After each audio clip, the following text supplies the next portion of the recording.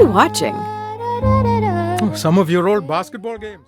There is a moment in Thirsty Suitors, early in the game, where protagonist Jala has a chat with her father and then falls asleep on his shoulders. Her father then carries her to her bed. This, of course, resonated with me as a father of two amazing girls myself.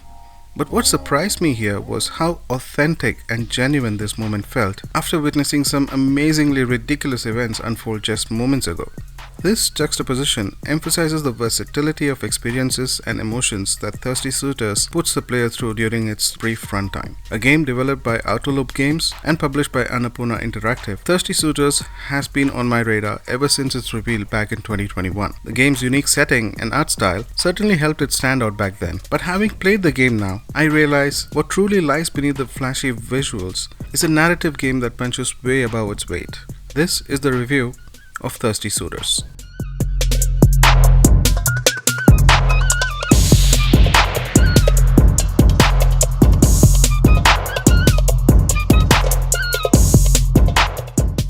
At first glance, Thirsty Suitors appears to be a turn-based RPG set in a fictional American town of Timber Hills that tells the tale of an immigrant family. One can expect to fight enemies in flashy sequences with some nuances in those fighting moves inherent to the genre. One can also expect plenty of character interactions to flesh out those characters and earn resources in the process, once again inherent to the genre. While all of this is true, Thirsty Suitors merely uses these tools as a vessel to create an experience that is essentially an Indian soap opera packaged in video game format in a way that appeals to audiences that try to stay away from those soap operas. And I mean that in the best way possible. Seriously, when have you ever got to summon your mom to attack your enemy with a chappal in a video game?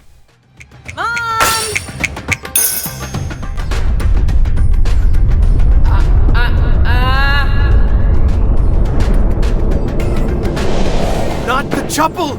No! The game tells the story of one Jala Jayaratna who reluctantly returns home following a messy breakup. What she returns to, as she is well aware, is the ordeal of facing the consequences of her actions before leaving town. With confrontations inevitable, an unsure Jala heads their way, all while a larger and more ominous threat lurks in the background, casting a shadow over Jala and her family.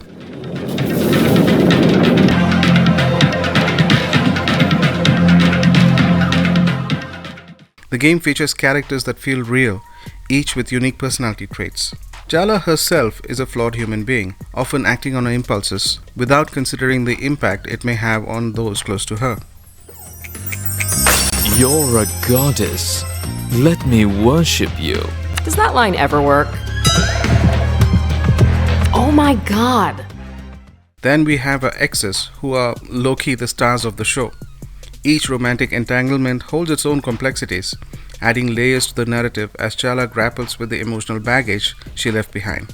Although the game does its best to convey the story, there is only so much info that can be passed to the player without making it feel like an exposition dump.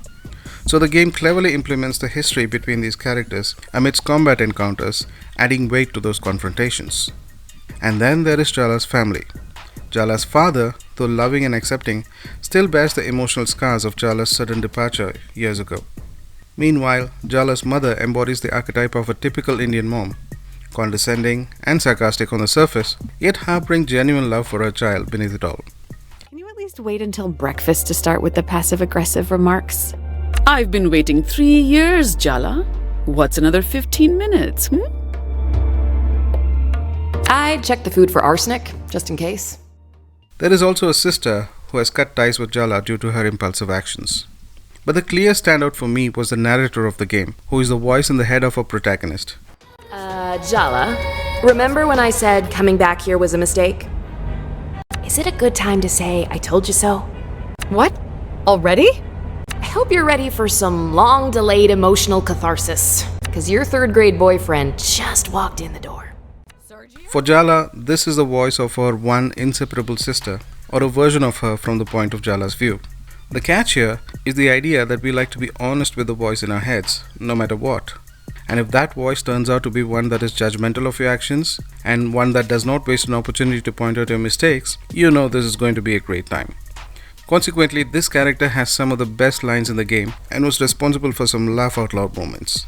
I really Tried to keep a straight face. You only have one sibling, but somehow you're the third favorite child. That's gotta sting. In a dialogue-heavy game such as this, the writing makes or breaks the game. Thankfully, Thirsty Suitors has some of the best writing I have seen in a game for a while. Whether it is during wacky encounters or moments of somberness, the writing is almost always on point. Are you even allowed to practice medicine on humans? My sister calls you a demon from hell, so you're an exception. Like most well-written work, Thirsty Suitors tackles serious real-world issues, but it does so with finesse, adding layers of lightheartedness and plenty of humor. As a result, these themes don't feel heavy-handed or contradicting to the game's tone or fun factor, for the most part. The game expertly handles character dynamics of various cultures, ethnicities, and sexual orientations, ultimately conveying a message that yes, we are flawed as humans, but can always be better. The road to betterment may not be pleasant, but it is a path nonetheless. Make no mistake, this game can easily be mistaken for pretentious woke agenda, but its emphasis on individuality and the price that some individuals need to pay for it is conveyed more than a few times in the most authentic way possible. All that said, I did feel that the cult subplot in the skateboard park is somewhat incongruous to the overall plot, but it does have some fun characters to interact and fight with at the very least.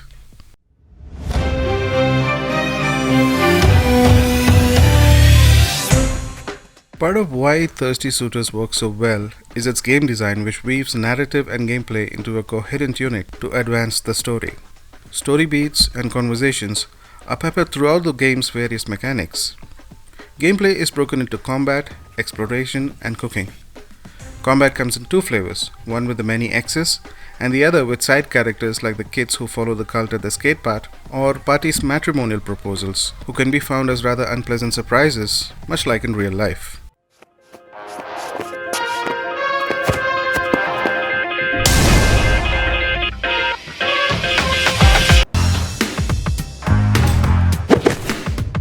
Hey!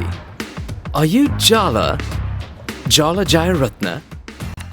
Every combat encounter consists of basic yet fun attacks, but it gets deeper and has you analyze the opponent's weaknesses and exploit them to follow up with attacks that do extra damage. Whether you want your opponent to rage or thirst over you are some of the decisions that could change the tide of the battle. Thanks to game mechanics like these and the structure in which they are delivered, combat encounters, particularly with the X's, often serve as metaphors for confrontation, the kind that has people throw shades at one another while trying to fix things by bringing up past mistakes. Yes, we get it. This fight is metaphorical.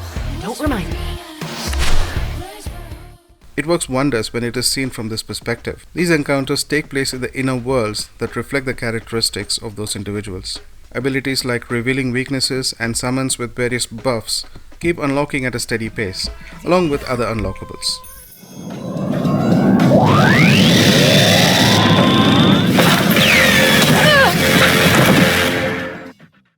Exploration has you simply go from point A to point B, but you do so while skateboarding most of the time.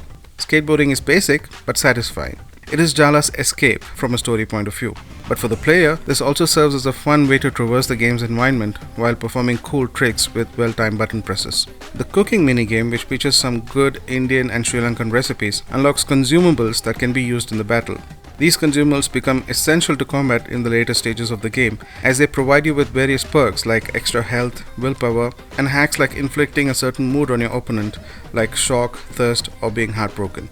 Cooking sessions with Amma eventually reveal her insecurities locked behind the condescending facade she uses to mask them.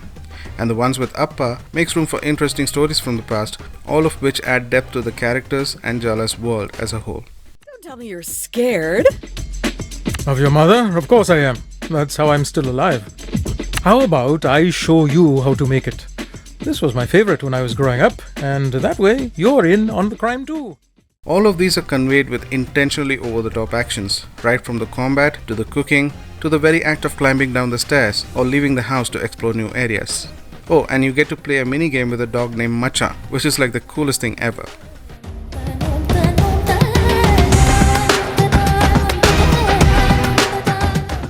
Complementing the game's over-the-top nature is the game's visuals and the music.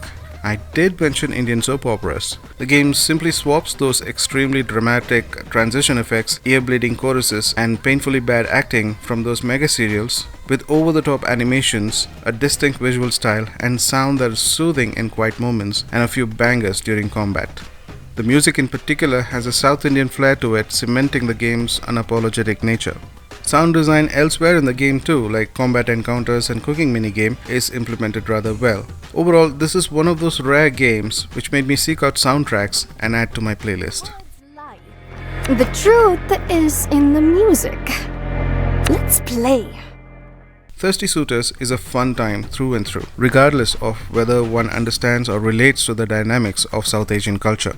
Its presentation is intentionally over the top, which surprisingly complements a story that is fairly relatable by contrast. The RPG elements may be a bit shallow at times, but the combat and various other mini-games remain fairly entertaining throughout the game's runtime.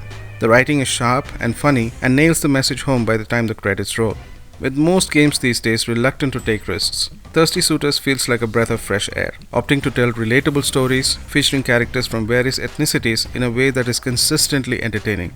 If you like story-based games of any kind, you might very likely end up loving Thirsty Suitors. If pressure builds diamonds, then I'm the only real gem here. And that was the review, guys. So, what do you think about the review? Have you played Thirsty Suitors yet? What game from 2023 is your favorite? Sound off in the comments. Let's have a conversation going. Until then, I'm Ishak, and this review was brought to you by iXie. You take care, stay safe, and keep gaming.